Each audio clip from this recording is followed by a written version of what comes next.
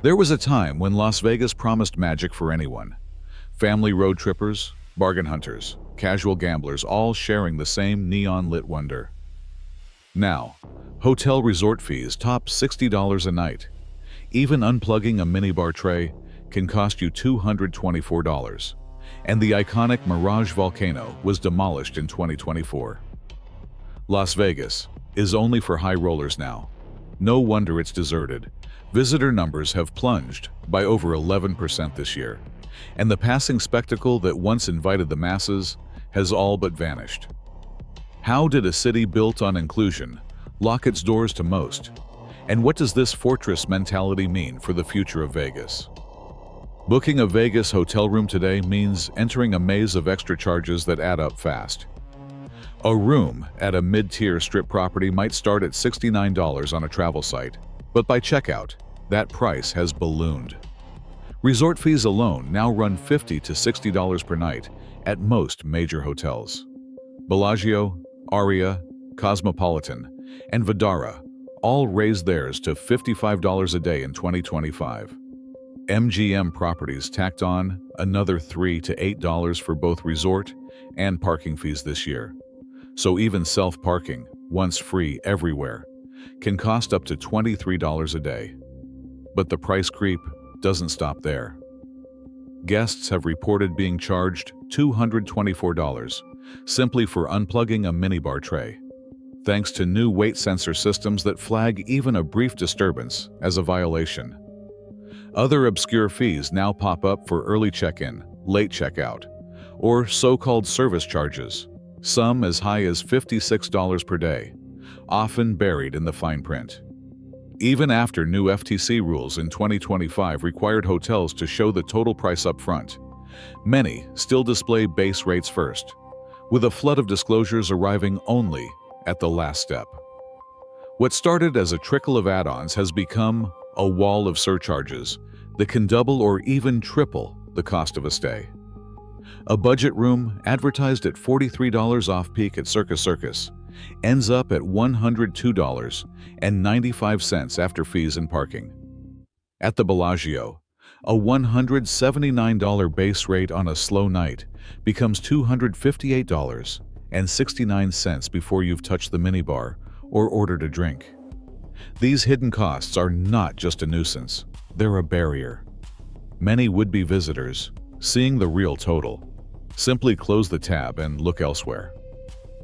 The Vegas promise of an affordable escape is now guarded by a fee system that keeps out anyone who isn't ready to pay for the privilege. The Strip once promised spectacle for anyone willing to walk its length, but that promise is fading fast. In 2024, demolition crews brought down the Mirage volcano, a nightly eruption of fire and water that had drawn crowds for more than 3 decades. The volcano wasn't just a free show. For many, it was the first taste of Las Vegas magic, a reason to linger outside, take photos, and feel part of something bigger than the casino floor. Its destruction wasn't an isolated event. Over the past few years, other icons have disappeared. Pirate battles at Treasure Island, sidewalk fountains, and the kind of open-air performances that once made the Strip feel alive. Casino entrances that used to welcome anyone now lead to velvet ropes or gated retail zones. Wide sidewalks have turned into corridors lined with luxury storefronts, or cordoned-off patios reserved for VIPs. Even the simple act of people watching, once a free pastime in Vegas, has become harder as public spaces shrink and exclusive lounges take their place. The loss isn't just about entertainment. It's about the end of a social contract. The city's old bargain was simple. Win or lose at the tables, everyone got a taste of the spectacle. Now, the message is clear. If you want the magic, you'll have to pay for it. Social media lit up with nostalgia and anger when the Mirage volcano came down. Longtime visitors shared memories of bringing their kids to see the show, or of hearing the crowd's collective gasp as flames shot into the night. Local officials like Tick Segerblom warned that these closures chip away at the entire ecosystem, not just the resorts themselves. The Strip's architecture is changing too. Where there were once open plazas and fountains, there are now VIP entrances and high-end boutiques. The public invitation, free shows, dazzling displays, a sense of welcome, has been replaced by signals of exclusivity. For the average visitor, Vegas feels less like a playground and more like a gated community. The city that once dazzled the masses now saves its best tricks for those who can afford the price of admission. The days of welcoming every visitor with cheap rooms and free drinks are over. Now, casinos openly curate who gets through the door, and it all starts with who's willing to spend. Inside the big resorts, the most coveted perks are no longer spread around. Private jets, stretch limos, and penthouse suites flow to the top tier. The threshold to enter a private gaming salon, a space once reserved for only the ultra-elite, now stands at $20,000. That's the minimum to even sit down at certain high-limit tables. This is still out of reach for almost everyone, but it's just low enough to attract a steady stream of business executives, tech founders, and sports stars who want to play big and be treated even bigger. Casinos have retooled their loyalty programs to match. The broad-based comps of old, free rooms, buffet vouchers, show tickets, have been slashed for the average player. Instead, the real rewards are now reserved for those who generate the highest theoretical win, a calculation based on how much a player is expected to lose over time. If you're a baccarat regular dropping six figures in a weekend, you might get flown in on a house jet, greeted by a personal host, and escorted straight to a private suite. But if your gambling budget is a few $100s, you're lucky to get an extra drink coupon. This isn't hidden behind closed doors. On earnings calls, Reig and other executives describe the strategy as a way to maximize profit while cutting costs. They say there's no reason to chase what they call unprofitable volume. The result? Fewer guests overall, but each one worth more to the bottom line. High rollers get the velvet rope, and the rest are left standing outside, watching the spectacle from behind a wall of exclusivity. For the first time, Las Vegas is making it clear who it wants and who it doesn't. Las Vegas's new strategy was supposed to boost profits by focusing on high rollers, but the numbers tell a different story. In June 2025, the city counted 400,000 fewer visitors than the same month the year before, an 11% drop that hit every corner of the Strip. Hotels, once packed even on weekdays, watched occupancy rates fall by 7.6 points, settling near 82%. The average daily rate for a room slipped to around $155, down 3.4%, and revenue per available room dropped a sharp 8.5%. These aren't minor fluctuations. They're the kind of losses that ripple out to every part of the city's economy. Gaming revenue, always the heartbeat of Las Vegas, is feeling the strain too. In May 2025, casino win on the Strip dropped by almost 4%. And when you take baccarat out of the picture, the game favored by the biggest spenders, the decline was still 3%. The city's legendary ability to fill tables with everyday gamblers is fading, replaced by empty seats and quieter casino floors. International visitation, a major source of long-stay, high-spend guests, fell 13% in June alone. Through the first half of the year, overall visitor volume was down about 7% compared to 2024, with some months seeing double-digit declines. These aren't just seasonal slumps or the result of a slow convention calendar. The drop in visitors and revenue lines up almost perfectly with the rise in fees, the loss of free attractions, and the open targeting of only the highest spending guests. The average room isn't just harder to book, it's harder to justify. When fewer people come to town, hotels have to cut rates, which means less revenue per room even as costs rise. The result? A city built on volume, now struggling to fill beds, even as it chases bigger spenders. The paradox is clear. By raising the bar for entry, Las Vegas has started to lose the very crowds that kept the city humming. The data shows a market in retreat, not just a temporary dip. Every empty room, every quiet casino, is a sign that the new model isn't delivering the windfall executives promised. Instead, the Strip is learning that exclusivity comes at a price, and it's showing up in the bottom line. Larry, a dealer at Four Queens, used to count on a steady stream of tourists to fill his tables and his tip jar.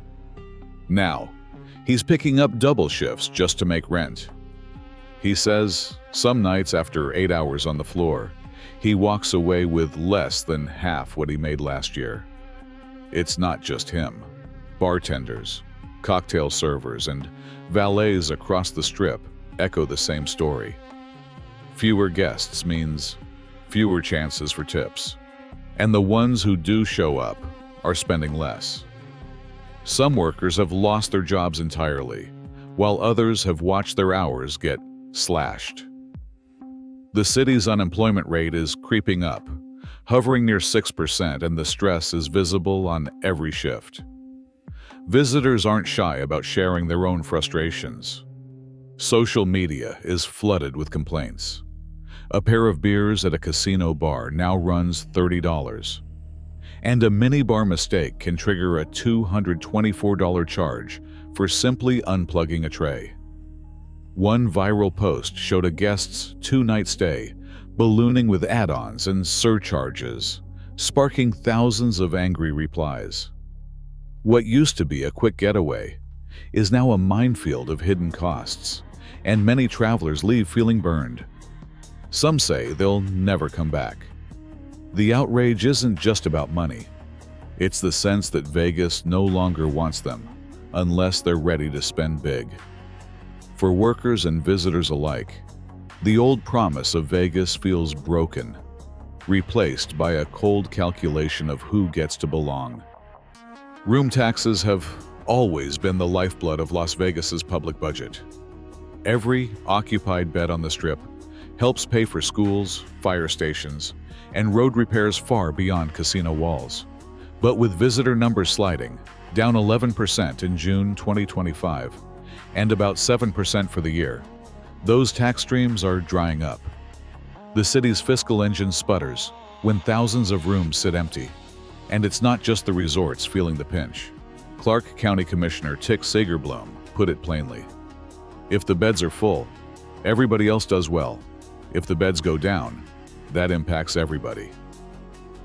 As the Strip leans into exclusivity, local and off-Strip casinos are charting a different course. These properties, catering to residents and budget-minded travelers, have started to see relative gains. With lower minimums, cheaper buffets, and free parking, places like station casinos and downtown hotels are drawing in guests turned off by the Strip's soaring fees.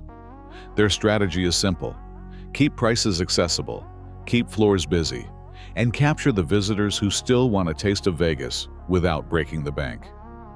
The gap between the Strip's luxury focus and the locals' value pitch is widening.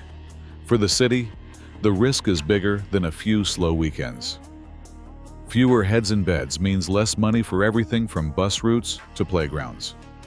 The city's experiment with high roller exclusivity isn't just changing who gets to play, it's putting public services and the broader economy on the line. Betting on a Vegas slot machine used to be a rite of passage. Now, the real action is happening on screens hundreds or even thousands of miles away. In 2025, mobile gambling apps saw a record surge, with millions of Americans placing bets from their couches, or even during their daily commute. Online casinos and sportsbooks have exploded in popularity, offering round-the-clock access to blackjack, roulette, and high-stakes sports wagers. No Vegas trip required.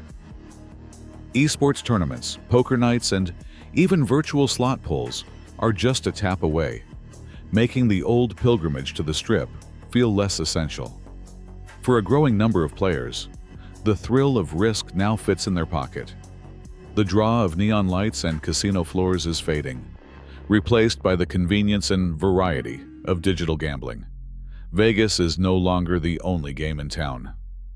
A trip to Las Vegas used to be the affordable dream, but now, travelers are running the numbers and finding better deals elsewhere. All-inclusive resorts in Mexico and the Caribbean are drawing away would-be Vegas visitors with packages that bundle food, drinks, entertainment, and even airport transfers for less than the total cost of a weekend on the Strip. After factoring in resort fees, parking charges, and $30 cocktails, many find that a Cancun or Punta Cana vacation is not only cheaper, but offers more for the money. No hidden surcharges, no surprise bills at checkout, just a flat price for sun, pools, and unlimited meals.